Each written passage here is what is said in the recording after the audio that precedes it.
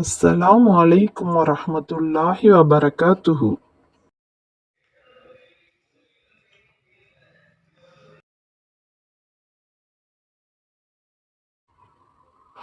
நபியே, ஒரு நாளில் அல்லாஹ் தன் தூதர்களை ஒன்று சேர்த்து, நீங்கள் எனது தூதை மக்களிடம் எடுத்துரைத்த சமயத்தில் அவர்கள் உங்களுக்கு என்ன பதில் கூறினார்கள் என்று கேட்டான். அதற்கு அவர்கள், நாங்கள் உயிருடன் இருந்தவரை அவர்களுடைய வெளிக்கோலத்தையே நாங்கள் அறிவோம். அதற்கு மாறாக உள்ளத்தில் உள்ளதையோ நாங்கள் இறந்த பின் அவர்கள் செய்ததையோ நாங்கள் அறிய மாட்டோம். நிச்சயமாக நீதான் மறைவான அனைத்தையும் நன்கறிந்தவன் என்று கூறுவார்கள். பிறகு அல்லாஹ் ஈசாவை நோக்கி கூறுவான், மரியமுடைய மகன் ஈசாவே, உம்மீது உமது தாய் மீதும் நான் புரிந்துள்ள என் அருளை நினைத்து பார்ப்பீராக. பரிசுத்த ஆத்மாவை கொண்டு உமக்கு உதவி புரிந்து உமது தாயின் பரிசுத்த தன்மையை பற்றி நீர் தொட்டில் குழந்தையாக இருந்த சமயத்திலும் உமது தீர்க்க தரிசனத்தை பற்றி வாலிபத்திலும் உம்மை பேச செய்ததையும் நினைத்து பார்ப்பீராக.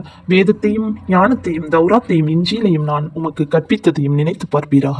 மேலும் நீர் என் கட்டளைப்படி களிமண்ணால் பறவையின் உருவத்தை போல் செய்து அதில் நீர் ஊதிய சமயத்தில் அது என் கட்டளையை கொண்டு பறவையாக மாறியதையும் பிறவி குருடனையும் வெண்குஷ்ட ரோகியையும் என் உதவியினால் நீர் சுகமாக்கியதையும் நினைத்து பார்ப்பீராக. நீர் என் அருளை கொண்டு மரணித்தவர்களை கல்லறையிலிருந்து உயிர் கொடுத்து புறப்பட செய்ததையும் நினைத்து பார்ப்பீராக. இஸ்ராயேலின் சந்ததிகளிடம் நீர் தெளிவான அத்தாட்சிகளை கொண்டு வந்த போது அவர்கள் நிராகரித்தவர்கள், நிச்சயமாக இது சந்தேகமற்ற சூனியத்தை தவிர வேறல்ல என்று கூறியதுடன் உமக்கு தீங்கிழைக்க முயற்சித்த சமயத்தில் அவர்களுடைய தீங்குகளிலிருந்து நாம் உம்மை தடுத்து கொண்டதையும் நினைத்து பார்ப்பீராக.